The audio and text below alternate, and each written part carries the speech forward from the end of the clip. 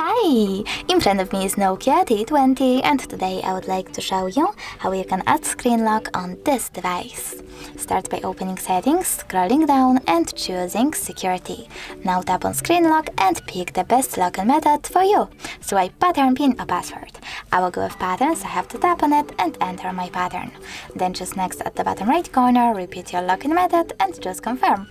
Over here decide how do you want the lock screen to display your notifications. I don't want any, so I will go with don't show notifications at all and tap done. Now when I turn off my screen and then turn it back on, I can see that pattern is now required. Thanks so much for watching. If you enjoyed this video, leave a like, comment and subscribe. Bye!